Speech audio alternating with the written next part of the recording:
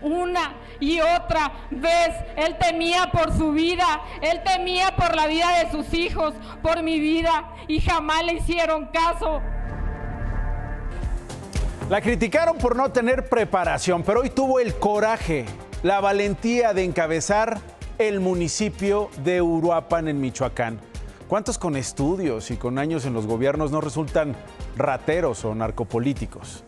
Mujeres como ella, por supuesto que pueden gobernar. Es Grecia Quirós, ya está en Uruapan. La crónica de su llegada, la crónica de cómo rinde protesta, se la presento en un momento. Tuve que defenderme ya que estas personas eran invasores de casas y amenazaban con matarme. Ya velaron a las víctimas de este presunto asesino conocido como El Custodio, youtuber, el asesino de Acolman. Y familiares nos dieron detalles de este caso que, como otros, despiertan admiración entre quienes ven el uso de las armas, la justicia por propia mano, como la única salida para recuperar sus propiedades. Hola, mi nombre es Roberto Carlos, El Custodio en YouTube. Tuve que defenderme ya que estas personas eran invasores de casas y amenazaban con matarme. Tuve que aplicar legítima defensa. Lo lamento, pero es así. Esto es lo que pasa por gente invasora. No fue una invasión. Un pleito vecinal de antaño desató la ira de Roberto Carlos, El Custodio, quien el lunes disparó y mató a sus vecinos, el matrimonio de Carla y Daniel, y al taquero Omar, que corrió a ayudar.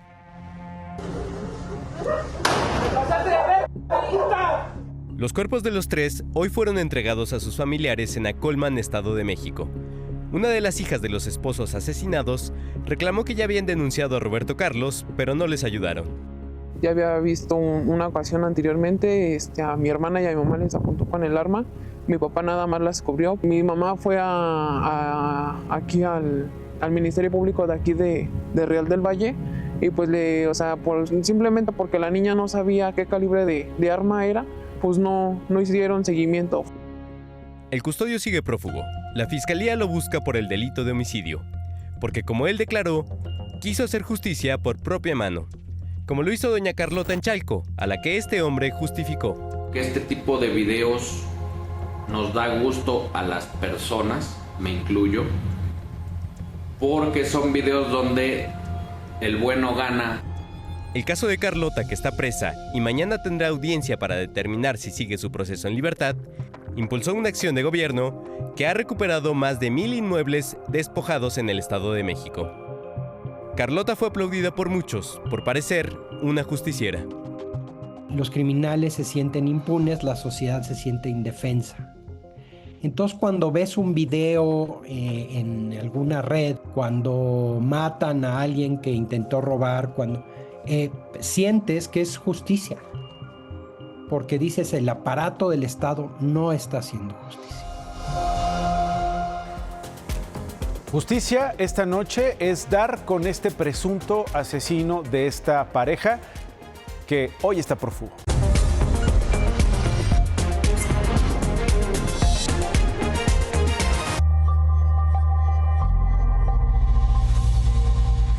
Se lo mostraba al inicio, Grecia Quirós rindió protesta como nueva alcaldesa sustituta en Uruapan, Michoacán.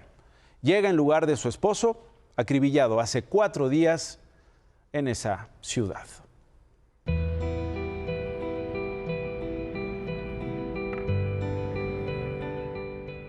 Grecia Quirós llegó a rendir protesta custodiada por la Guardia Nacional.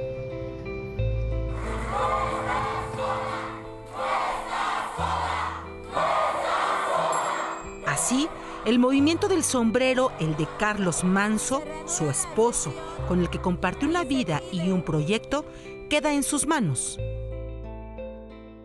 Qué triste porque él lo gritó, porque él pidió auxilio. Una y otra vez, él temía por su vida, él temía por la vida de sus hijos, por mi vida, y jamás le hicieron caso. Qué triste. Pero hoy con esta entereza que sé que Él me envía desde donde está, con esta grandeza que solamente Él tenía para salir adelante, voy a seguir su legado. y lo voy a hacer con una manera honrada, limpia como él lo hizo en todo momento. Sus manos se fueron limpias en todos los sentidos. Con el respaldo de su pueblo que exige justicia, tendrá que asumir la guerra contra la delincuencia a la que su esposo no estaba dispuesto a darle tregua. Y a ti, Carlos, sé que desde donde quiera que estés y de donde quiera que te encuentras, sé que me darás esa fuerza, sé que me darás esa fortaleza para guiar a tus hijos, para guiar al pueblo de Uruapan, para guiar al pueblo de Michoacán, porque fue tu sueño y ese sueño nadie lo va a pagar, nadie lo va a pagar. Se los juro, se los prometo, que México, que Michoacán y que Uruapan tiene que cambiar. ¡En honor a Carlos Manso! ¡Viva! ¡En honor a Carlos Manso! ¡Viva! ¡Presidenta! ¡Presidenta! ¡Presidenta! Dejó el recinto legislativo para encontrarse con los suyos, el movimiento del sombrero, que le esperaba con arengas. Y su seguridad se incrementó con elementos del ejército para custodiarla, como será de ahora en adelante, a su municipio, a Uruapan. Y llegó a la Casa del Sombrero, del movimiento independiente, pasando las 5:44 de la tarde. La alcaldesa llegó en silencio. Nadie salió a recibirla. Su pueblo sigue de luto. Manso, un alcalde incómodo, un político que incomodó, por supuesto, a la clase política de Michoacán, que enfrentó a los criminales. Habíamos visto en estos días los operativos que él encabezaba con su chaleco antibalas, en helicópteros, en patrullas, en las calles.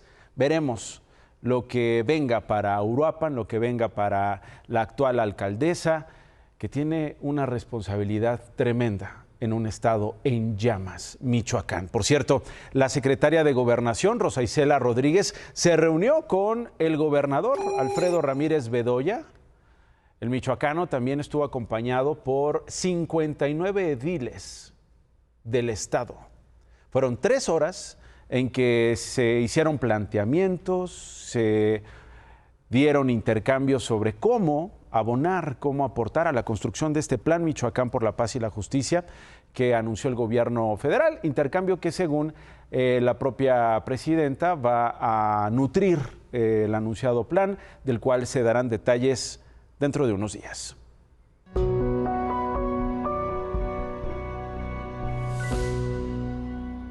Y ahora vea estas escenas. Es un pueblo distinguido por ser un pueblo, digamos, mágico, un pueblo visitado por los turistas.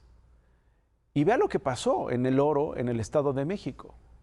Así lo encontramos esta tarde, mire, lleno de basura. Son las calles de este municipio. Estaban así porque habitantes protestaron tirando los desechos que denuncian los camiones recolectores no están recogiendo en su totalidad porque esos camiones son insuficientes para recoger la basura. Así está El Oro, mire, así lo vimos. ¿Cuántos camiones de basura están funcionando en ese municipio? Solo uno y no alcanza. El tiradero de basura fue principalmente afuera de la casa de la alcaldesa, mire, Juana Elizabeth Díaz, así le dejaron el portón. ¿Y qué pasó en el Palacio Municipal? También lo llenaron de basura. Ahí está. Los habitantes denunciaron que los servicios básicos son insuficientes, que además de la acumulación de basura hay desabasto de agua. Afuera del Palacio Municipal confrontaron al director de servicios, Josué Aarón Velázquez Fuentes, y un representante de gobierno. Los amarraron. ¡Que se vaya! ¡Que se vaya! El tema de la basura, yo le pedí de favor al director que viniera a mandar una cuadrilla por la siguiente situación. Este es un pueblo mágico. Viene su patrona. Saber que a los medios de comunicación como a él, esto les conviene para que tengan... No, bueno, lo que conviene es que recojan la basura, ¿no? Lo que conviene es que haya servicios públicos. Ahora sí que nosotros, ¿qué? ¿No? El director de servicios de ese municipio es el hombre de lentes que portaba chamarra de piel que veía usted en su pantalla. A los habitantes del Oro no les gustó la respuesta, lo retuvieron a él y a otros 4 funcionarios así.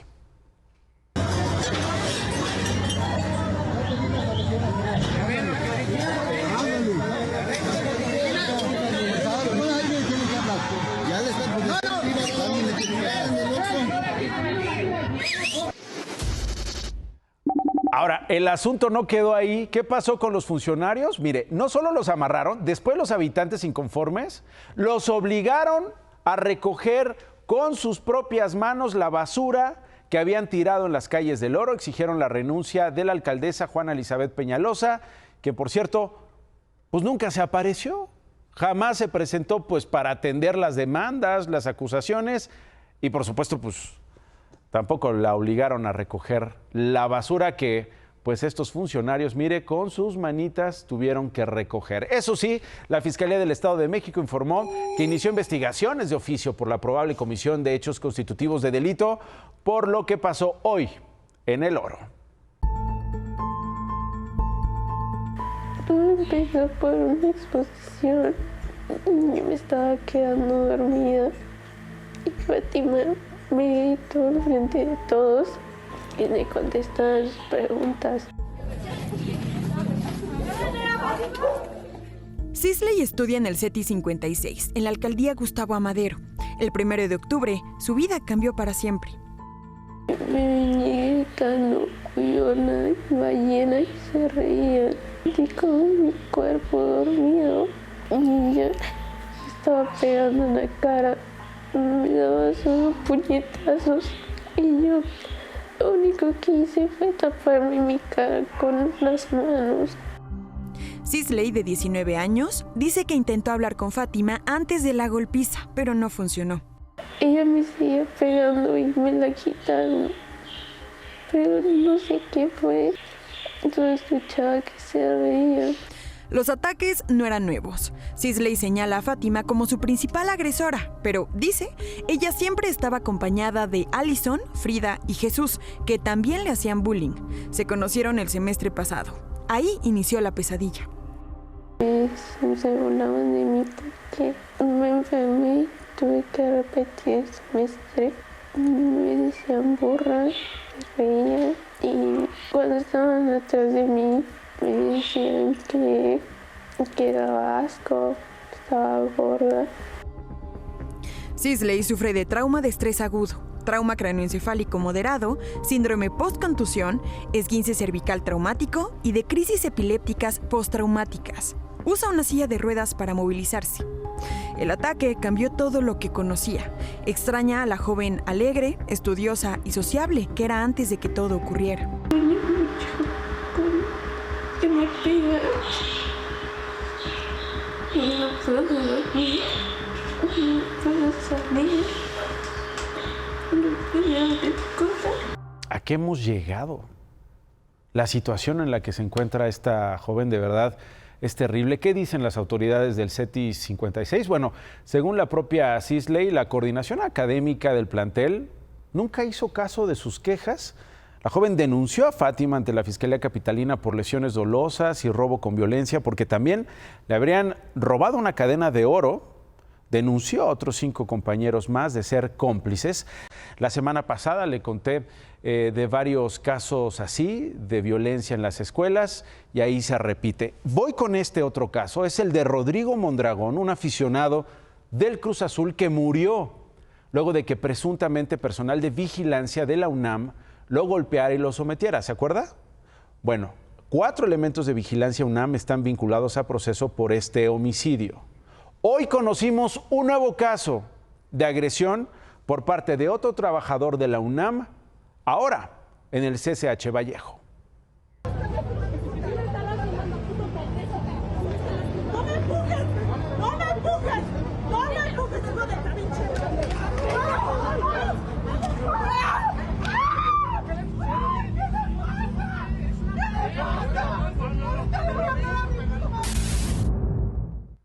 Esto ocurrió ayer. En la escena se ve a una mujer con la pierna enyesada, estaba en muletas, se ve cómo el vigilante arroja sus muletas, la tira.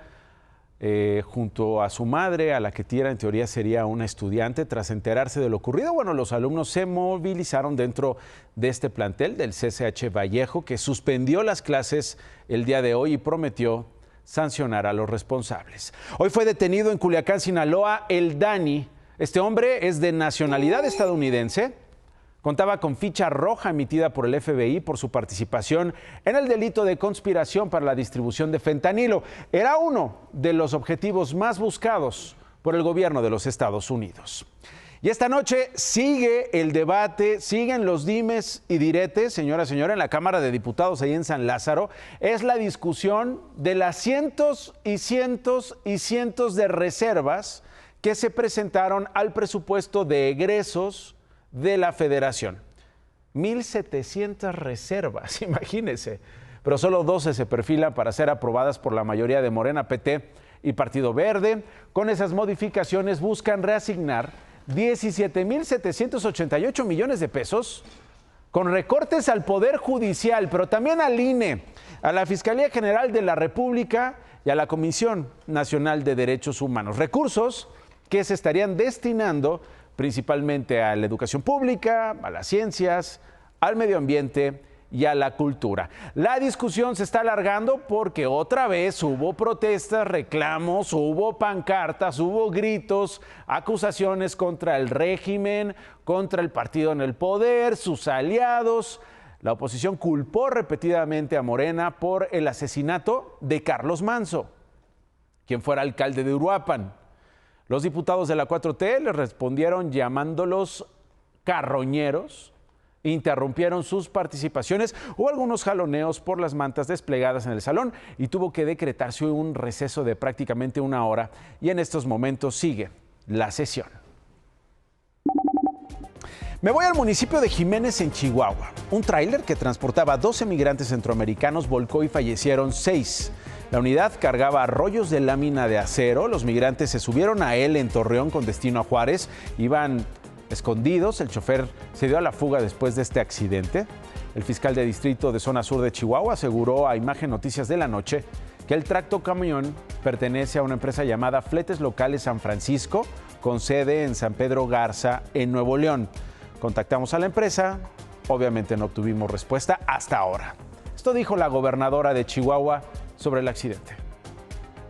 Bueno, es importante primero recordarles a los migrantes que el estado de Chihuahua no es un santuario para ellos, que les pedimos que recapaciten y reconozcan también la situación que está viviendo la frontera con Estados Unidos, que se cerraron las fronteras, se cerró los programas que había para migrantes, es decir, One. Entonces, que les pedimos que no vengan al estado de Chihuahua. Y es que mire, esto pasa en territorio mexicano. Vea lo que sucede simultáneamente en territorio mexicano y estadounidense con estos operativos entre los dos gobiernos, precisamente con miras a detener a los migrantes.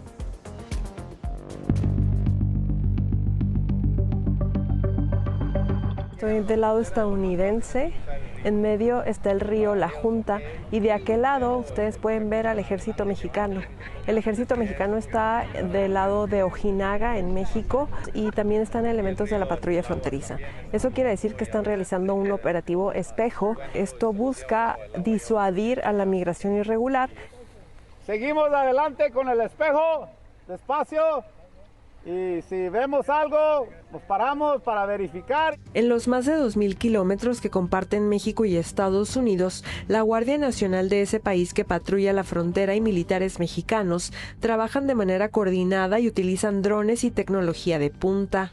Y aquí estuvimos muy cerca de elementos de la Guardia Nacional en Estados Unidos. La temperatura es muy alta y en esta unidad hay varios monitores con los que detectan grupos de migrantes y lanzan la señal hacia la patrulla fronteriza de que han encontrado grupos de migrantes.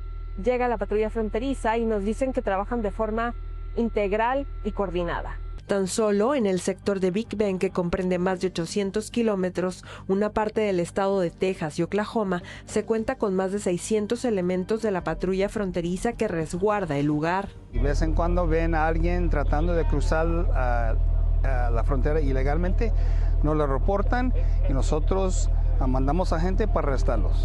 Los trabajos coordinados han logrado frenar en 37% la migración irregular en Texas en el último año. Más en 50. El exgobernador de Veracruz, Javier Duarte, solicitó el beneficio de libertad anticipada tras pasar más de 8 años en prisión por los delitos de asociación delictuosa y lavado de dinero. El 12 de noviembre se definirá si sale de la cárcel.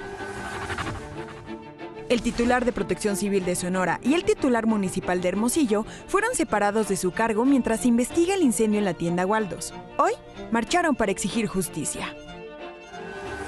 Fernando Galindo, líder transportista privado de La Libertad en Jilotepec, Estado de México, fue localizado con vida tras un operativo en el que fueron detenidas 3 personas.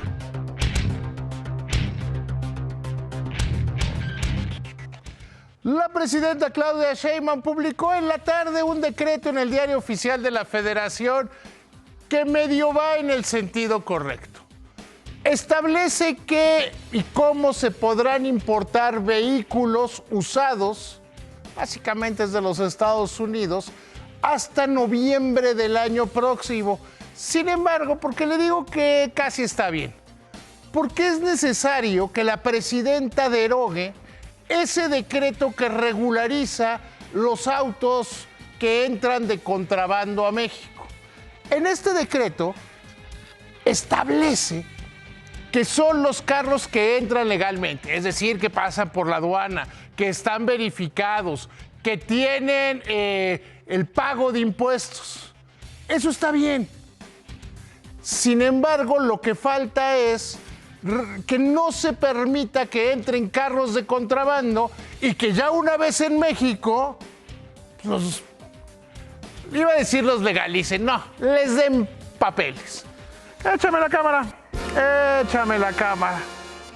Mañana conoceremos la decisión del Banco de México en materia de política monetaria. Ya lo saben, el padre del análisis superior nunca se equivoca. Van a anunciar una disminución de 1/4 punto en la tasa de referencia en una votación 4-1. ¿Apuestas en contra, Nacho? Uy, está bueno. ¿Qué apostamos?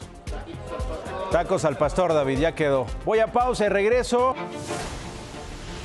El magistrado Gilberto Batis fue nombrado nuevo presidente del Tribunal Electoral del Poder Judicial de la Federación.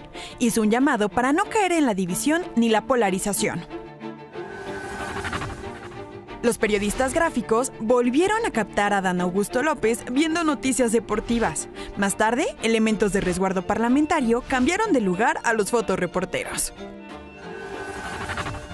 La Fiscalía General de la República solicitó una nueva orden de aprehensión contra el contraalmirante Fernando Farías Laguna por no presentarse a la audiencia de este miércoles por el caso de Huachicol Fiscal. A un mes de la desaparición de la estudiante Kimberly Moya en Naucalpan, fue cateado un templo del cual es ministro de culto, uno de los 2 detenidos por el caso.